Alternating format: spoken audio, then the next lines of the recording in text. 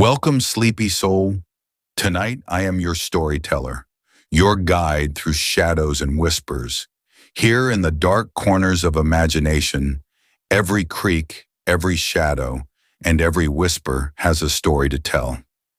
Welcome to Creepytalks, where the night never ends and the tales are waiting for you. Story 1. He loved me too much. People think love stories always begin beautifully. Mine did too. That's what scares me the most. Because if something so gentle, so warm, so perfect could rot into something this dark, then no one is safe. This is not a ghost story. This is worse. Because he was real. And once, he loved me. The boy who felt like home. I met Aaron on a rainy Tuesday evening. The kind of rain that feels like the sky is crying quietly, trying not to be heard. I had just finished my shift at the cafe near the subway station. My feet hurt, my head throbbed, and I was already mentally rehearsing the argument I knew I'd have with my landlord about the leaking ceiling in my apartment. I was exhausted in every possible way. That's when I saw him. He stood across the street, under a broken streetlight that flickered like it was struggling to stay alive. Tall, dark hair, a soft face that didn't try too hard to be handsome, but somehow was. He looked lost, not dramatically lost, just quietly misplaced. When our eyes met, he smiled, not a creepy smile, not forced, a shy one, like he wasn't sure if he was allowed to. I smiled back. That was my first mistake. Can I walk you home? We talked while waiting for the signal to change. About nothing important. Rain, the terrible coffee near the station. How the city felt colder lately. His voice was calm, gentle, almost soothing. When the light turned green, he hesitated, then asked, "Do you mind if I walk you home?" It's not safe this late. Every warning instinct in my body should have screamed, but it didn't, because he felt safe, and because I was tired of being careful all the time. So I said yes, a perfect first impression. Aaron lived 2 streets away from me. What a coincidence, right? We walked slowly, rain tapping against umbrellas, streetlights reflecting off wet pavement like broken mirrors. He asked questions, but never too personal. Listened more than he spoke. When I told him I worked at the cafe, he said, "That explains why you look so tired." Not judgmental, concerned. When we reached my building, he stopped, didn't ask to come in, didn't push, just smiled again. "I'm glad I met you," he said. "I hope I see you again." I remember thinking, wow, finally, a normal guy. I didn't know then that monsters don't always roar. Sometimes they whisper. Falling felt easy. We started meeting regularly. Coffee after work, late night walks, long conversations about childhood fears, dreams, regrets. Aaron remembered everything. The way I liked my coffee, the song that made me cry, the name of my childhood dog. It felt romantic. At first, he never raised his voice, never got angry, never argued. He just agreed with everything. I said I loved horror movies. He said he loved them too. I said I hated crowds. He suddenly preferred staying home. I said I felt uncomfortable around certain friends. He nodded and said, "They don't deserve you anyway." That sentence stuck with me. At the time, it felt protective. Later, it felt like a warning. "You're all I need." 3 months in, he said it. "I think you're all I need." We were lying on his couch. The room was dim, lit only by the TV glow. I laughed nervously. "That's not healthy," I said. He turned to me. His smile didn't fade. "I don't mean it like that," he replied. "I just mean, when you're here, everything else goes quiet." His eyes didn't blink when he said it. I told myself I was imagining things. The first strange thing. It happened one evening when I canceled plans. My mother had called unexpectedly, crying, needing me. I texted Aaron quickly. Can't come tonight. Family emergency. I'm sorry. He didn't reply. Hours passed. Then my phone rang. Aaron. His voice was calm. Too calm. You're with someone else, aren't you? I laughed, shocked. What? No. I told you. You promised you'd come, he said softly. I didn't promise. You said you would, he insisted. There was silence. Then he sighed. It's okay, he said. I forgive you. Forgive me? For what? The apology I didn't owe. The next day he showed up at my cafe with flowers. My coworkers smiled, whispered. I felt embarrassed. He apologized for accusing me, for overreacting. He said he'd been scared of losing me. I ended up apologizing too. I don't know why, but I did. That was the moment something shifted. He didn't change. I did. The way he watched me. After that, I started noticing things. Small things. He always knew when I'd be home, even when my schedule changed. He commented on clothes I hadn't worn around him. He mentioned conversations I didn't remember telling him about. When I asked how he knew, he laughed it off. You tell me everything, he said, but I didn't. I was sure I didn't. Love turned into a cage. He didn't like my friends, said they used me. Didn't like my coworkers, said they stared at me. Didn't like my family, said they didn't understand me. Slowly, without realizing it, I stopped seeing everyone, because every argument ended the same way, with him looking hurt, with him saying, I just want to protect you, and me feeling guilty for wanting space. The night I found the notebook, it was raining again. I was at his apartment while he showered. I needed a charger. I opened his desk drawer and found a notebook. My name was written on the cover, over and over. Inside, dates, times, descriptions, what I wore, who I talked to, how long I stayed out, things I'd never told him. The last entry read, if she ever leaves, I won't survive. My hands started shaking. The bathroom door creaked open. Aaron, I called, trying to sound normal. Yes, he replied cheerfully. I shoved the notebook back, sat on the couch, heart pounding like it was trying to escape. He came out smiling, kissed my forehead and whispered, You look scared. The realization. That night I didn't sleep. I stared at the ceiling while he slept beside me, his arm wrapped around my waist, too tight. I realized something then. This wasn't love. This was ownership, and people don't give up what they own. The text that changed everything. The next morning I left early. I said I wasn't feeling well. He watched me go. Didn't stop me, didn't argue. That scared me more than anything. An hour later, I got a text. Aaron, if you ever try to leave me, I'll make sure no one else ever finds you. Then another, because if I can't have you, no one will. Story 2, he was always there. I didn't reply to Aaron's messages, not the threat, not the follow-up apology that arrived 10 minutes later, not the heart emoji he sent like nothing had happened. I turned my phone off. I told myself I was being dramatic, that maybe he was just emotionally unstable, that people say things when they're scared, but deep down, something older than logic was screaming at me. Run. The feeling of being followed. For the first few days, nothing happened. No calls, no texts, no appearances. That silence was worse than his voice. I felt watched everywhere.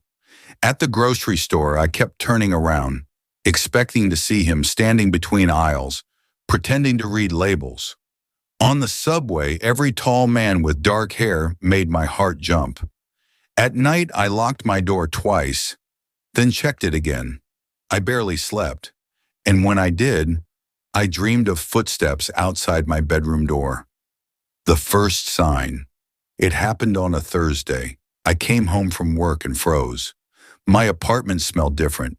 Not bad, not strong, just unfamiliar, like someone else had been there. I checked every room. Nothing was missing, nothing was moved.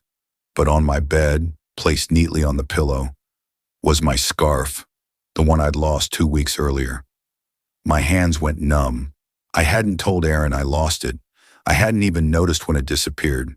And yet, there it was, folded perfectly, waiting for me. "You left this with me?" My phone buzzed. Unknown number. Message. "You left this with me. I thought you'd want it back." I didn't reply. I threw the scarf in the trash and took it outside immediately. When I came back, my phone buzzed again. Same number. "Why did you throw it away?" I dropped the phone because I hadn't replied. I hadn't told him, and my trash was outside. No one believed me. I called my best friend Claire, tried to explain without sounding crazy. She laughed nervously. "Maybe you gave him a spare key," she said. "I didn't," I snapped. "Well, maybe you forgot." I went to the police. They listened politely, took notes, then asked, "Did he hurt you physically?" "No." "Did he break in?" I couldn't prove it. "Did he threaten your life directly?" I remembered the message. "I'll make sure no one else ever finds you." They exchanged looks.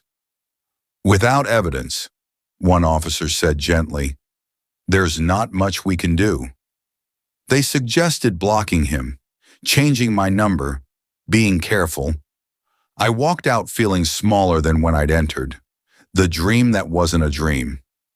That night I woke up at 3:17 a.m.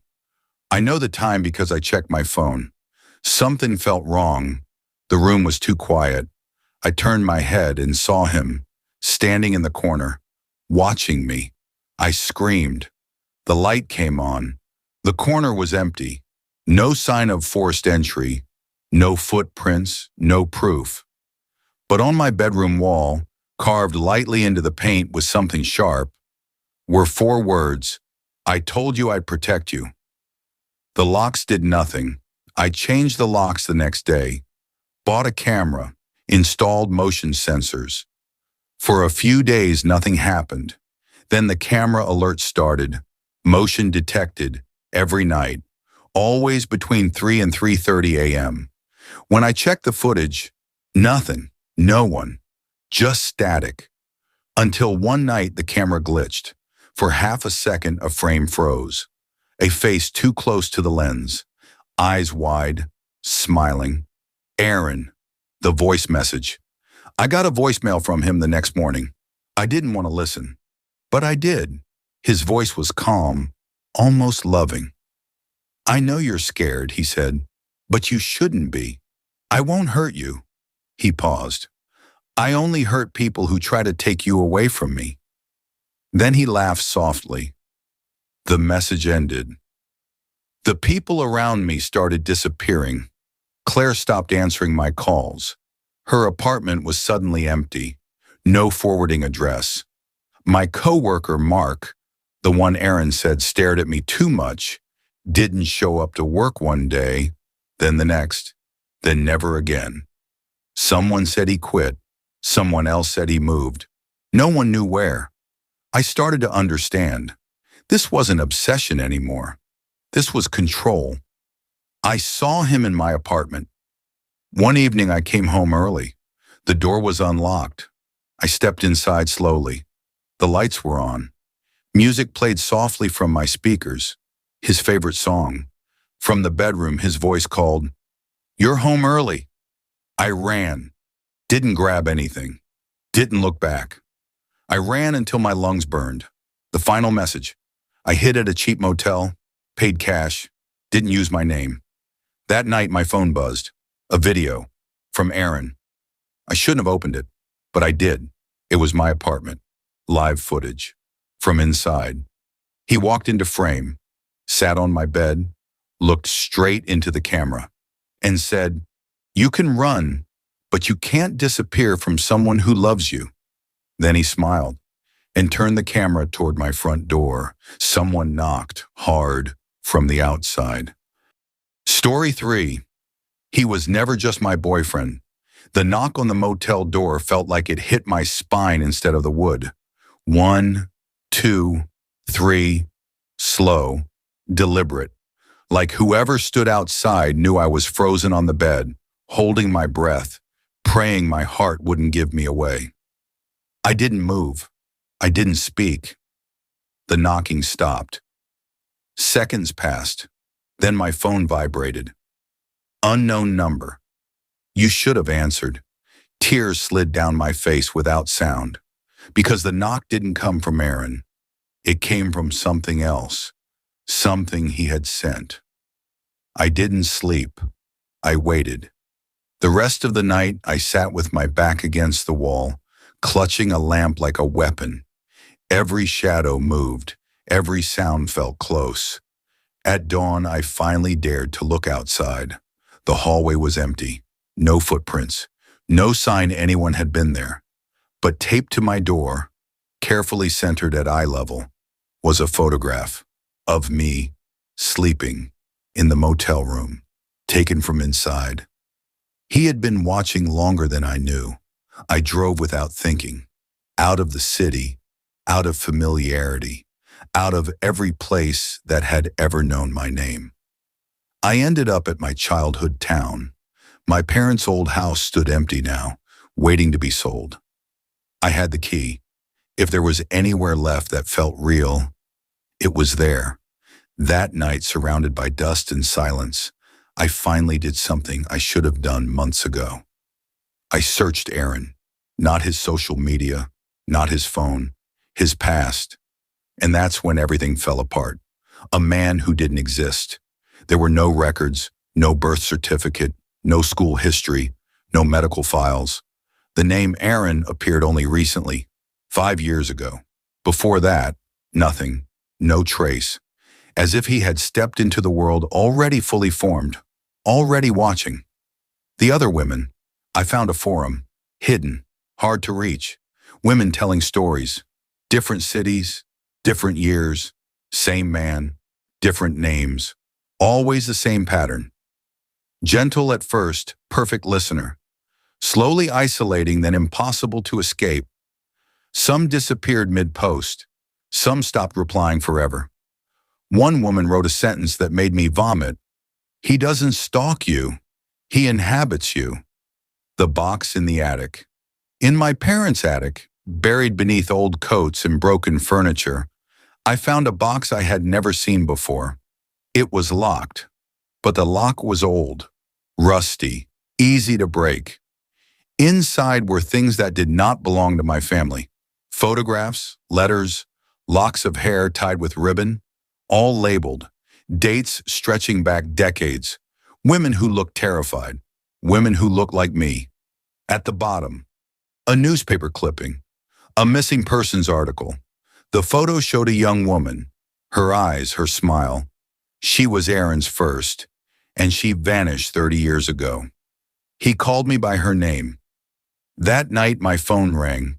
Aaron, I answered. I don't know why. Maybe I wanted the truth. Why me? I whispered. He sighed, like a tired lover. Because you let me in, he said, just like the others. My stomach dropped. You never loved me, I said. He laughed softly. I don't understand love the way you do, he replied. I understand belonging. Then he said her name, the woman from the article. You sound just like her when you're scared. He doesn't age. I finally asked, what are you? Silence.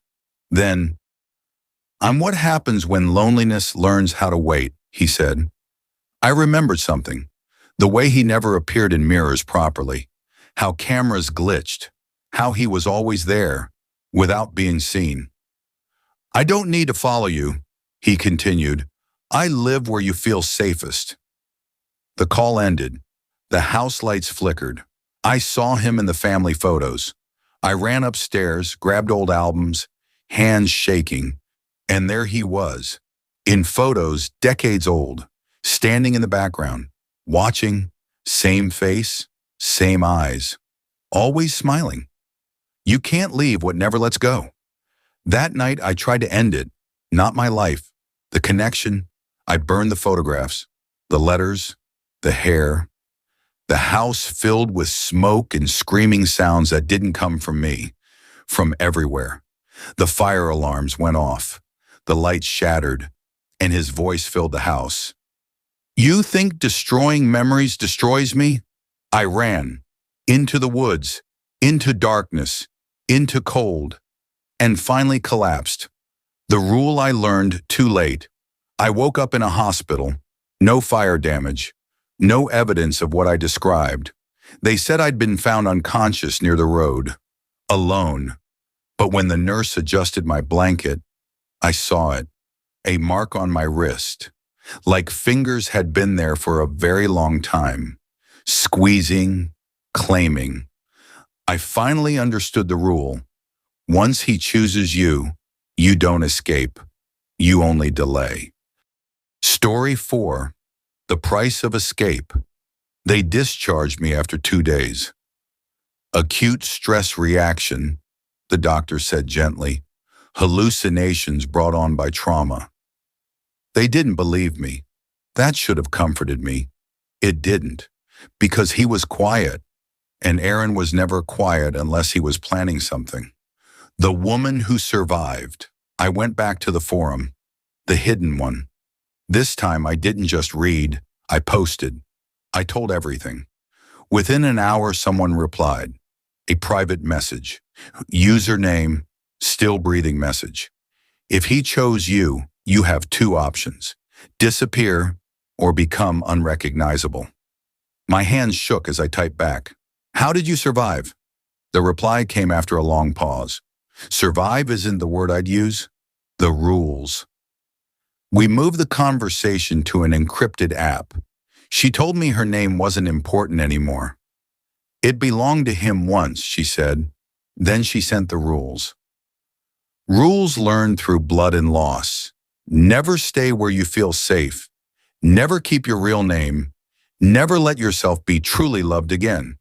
And most important, never confront him. Reminder, he doesn't chase, she wrote. He waits. I asked the question burning my chest. Why doesn't he kill us? Her reply took 10 minutes. Because dead things can't be owned. What he takes instead. That night Aaron returned. Not physically, not yet. I was brushing my teeth when I felt it. That familiar pressure behind my eyes. His voice bloomed in my head like rot. You're learning, he said approvingly. I like that. I slammed my hands against the sink. Leave me alone. He laughed, a sound like breathing through dirt. You misunderstand, he whispered. I don't take your body. The lights flickered. I take what makes you you. The first loss. The next morning I forgot my mother's voice. I could remember her face, her name. But when I tried to imagine how she sounded, there was nothing, just silence. Panic clawed up my throat. My phone buzzed, a single message. That one hurt me to take. Don't make me take more. I screamed until my throat bled, becoming invisible. I followed still breathing's instructions.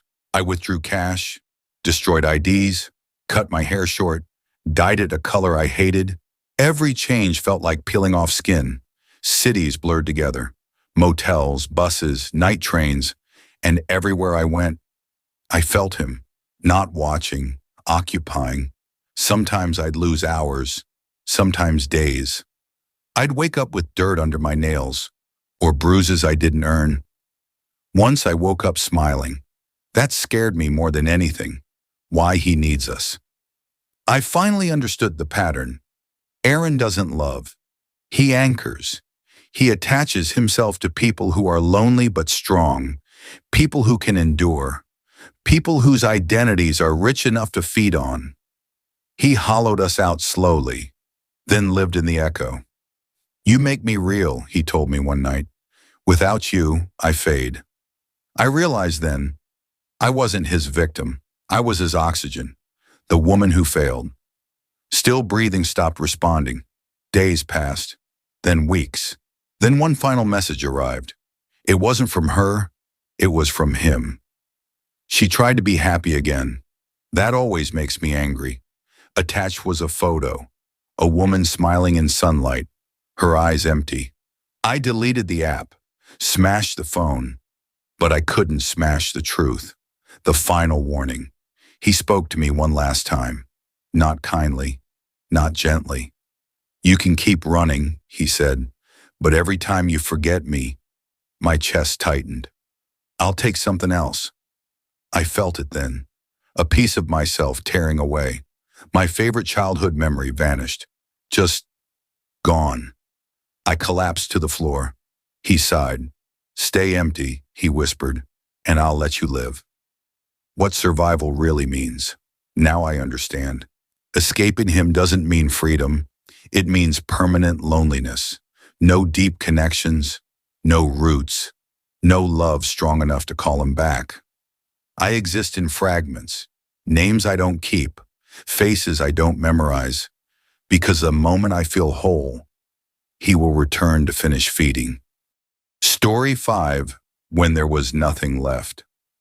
I am writing this because I am almost empty, and when that happens, he finishes the work. What remains of me? I don't remember how many names I've lived under. I keep them written on scraps of paper, because if I don't, I forget them too. Faces fade faster than places. Emotions fade faster than faces. I know facts about myself, but they feel like reading someone else's biography. I know I once loved music. I know I once laughed loudly. I know I once trusted someone enough to call him home, but those feelings are gone. Aaron made sure of that. He kept his promise. He let me live. The last thing he couldn't take. There was only one thing left he hadn't touched. Fear. As long as I was afraid, I resisted him. Fear kept the walls standing, even if everything inside was hollow. And Aaron hates resistance. You're tired, he said one night, appearing in the reflection of a dark window. You don't have to fight anymore. I didn't scream. I didn't run. That's when I knew fear was leaving too. Why he needs an end. Aaron finally told me the truth, not because he wanted to, because he had to. When someone empties completely, he explained, sitting across from me in a diner that no longer felt real, I need to move on. Move on where? I asked. He smiled. To someone new. My hands trembled. So, I die? He tilted his head. No. You become what I was before I found you. The transfer. It happened slowly, not painfully. Worse. Quietly. I stopped recognizing mirrors. My reflection lagged behind my movements. People stopped remembering conversations with me. I'd speak, and their eyes would slide past like sound through fog. Aaron stood closer each day, stronger, sharper, more real. You did well, he said gently.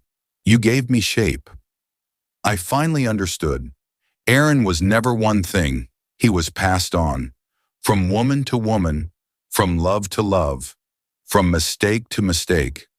The last night as myself. The final night came without drama, no chase, no screaming. I sat on a bed in a room I couldn't name. Aaron stood by the door, whole, solid, alive. What happens to me? I asked. He stepped forward and touched my cheek. For a while, he said, you'll feel like a shadow. And then, he smiled sadly, then you'll feel lonely.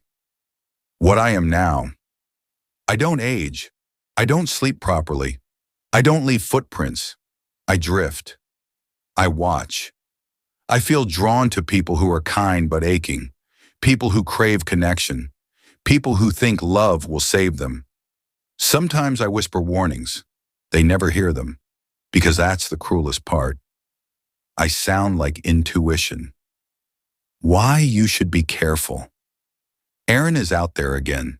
He has a new name, a new smile, a new way of listening that feels like understanding. He'll never rush you. He'll never raise his voice. He'll just make you feel chosen, special, necessary.